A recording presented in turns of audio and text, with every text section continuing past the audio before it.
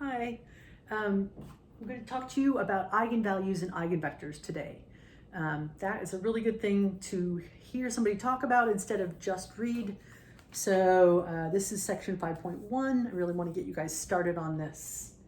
All right, so eigenvalues and eigenvectors, well, they have many uses. If anybody has to take physics, engineering, ecology, biology, all kinds of things that dynamically change, dynamical systems, which could be anything that anybody wants to analyze anywhere, involve eigenvalues and eigenvectors. So what's this vocabulary about? What is an eigenvector of a matrix?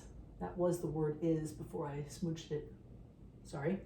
Okay, so we say lambda is an eigenvalue for the matrix A with X, its eigenvector, if this statement is true. If A multiplied by X on the left, which if you recall is the same thing as T sub A of X, right? So for the associated linear transform associated with that A. So if putting X through the transformation by multiplying by A is the same thing as just scaling X up by lambda. So lambda, the eigenvalue is often symbolized by a small Greek L, lambda. And basically it's saying that a whole matrix multiplied by X is for this particular X vector and for that particular lambda, it's the same thing as just scaling up that vector by lambda. Important thing to note about eigenvectors, it can't be a zero vector. It has to be a non-zero vector to be an eigenvector. That's a key statement. You're going to hear that and use that again. Because notice, if X was allowed to be equal to 0, then this would work for any matrix and any lambda, right? So we want the non-trivial solutions. All those non-trivial solutions to that are called the eigenvectors for that lambda. So for example, let's suppose A is this matrix. Okay, it has an eigenvalue lambda equal to 4 with an eigenvector X equal to 1, 1. Why is that? So if you have to verify, there are lots of problems, I think, on my math lab where they ask you, verify that this is an eigenvector for this eigenvalue. You simply multiply that vector by that matrix on the left, see what you get, and then multiply that vector, 1, 1, by that eigenvalue. Here it's 4. Oh, notice they're exactly the same. If they are, then, because that's an if and only if, then we say lambda equal to 4 is an eigenvector for A, this matrix here, with eigenvector 1, 1. Now, a couple things to note about that. First of all, 1, 1 is not going to be the only eigenvector for lambda equal to 4. Turns out if you've got 1, you're going to have your hands on infinitely many. Notice how it works for negative 1/2, negative 1/2, right? A times that vector is equal to negative 2, negative 2. But so is 4 times that vector, negative 2. They're equal. Now notice how similar these are. One is just a scalar multiple of the other. And yes, it's true. This is something you could prove, say on a test question, that if X is an eigenvector for a certain X naught, it works for a certain lambda naught, then any scalar multiple of that eigenvector is also going to be an eigenvector for that lambda. Here's your proof. A times Cx naught is the same thing as, well, remember how constants can come out in front of matrices. That's C times Ax naught, right? But Ax naught, because X naught is already an eigenvector, can be replaced by lambda naught X naught. And so we have constant times constant, or scalar times a vector. Well, that's the same thing. You can rearrange those as put the lambda out there first, because multiplication, scalar multiplication, is commutative. Lambda naught times Cx naught.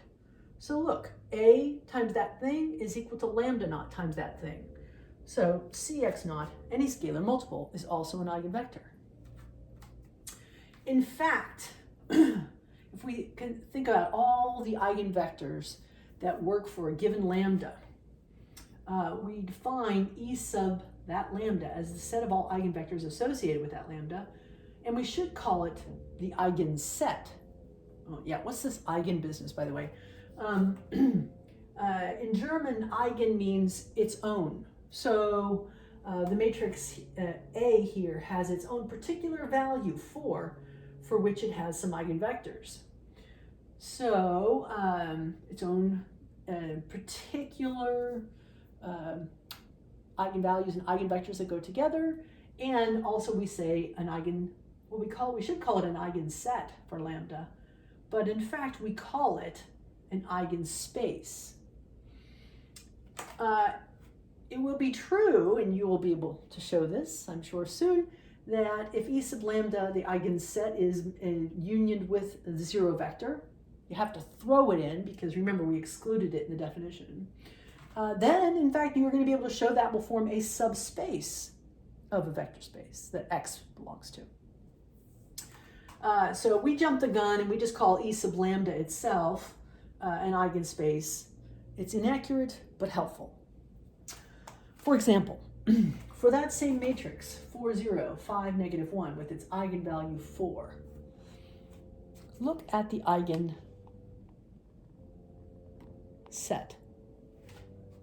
Okay, so because I was just saying that any scalar multiple of 1, 1 is also going to be an eigenvector for lambda equal to 4, then we could say that this blue line represents the heads of all those vectors, which are scalar multiples of 1, 1, right? So if this is 1, 1 sitting right here, right? And that's negative 1/2, negative 1/2 sitting there. Okay. Then if you take t sub a of 1, 1, you get 4, 4. So this vector 1, 1 here is going to get lengthened out to 4 times that length, 4, 4. So we're starting to look at this as a kind of dynamical system. People start to think of the fact that the head of that vector at the point 1, 1, after we put this underneath the transformation, the head of that vector moved to 4, 4, the point 4, 4. So we say that 1, 1 has been moved outward from 0, 0 out to 4, 4. Same thing is happening with negative 1/2, negative 1/2. It's moving away from 0.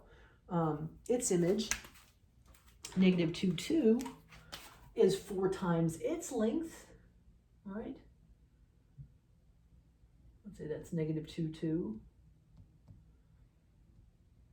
right? So with the point that the head of that vector just moved further out this way. Okay, so what we end up doing to symbolize what's going on here with this eigenspace is that we will just do the following. We'll actually graph it.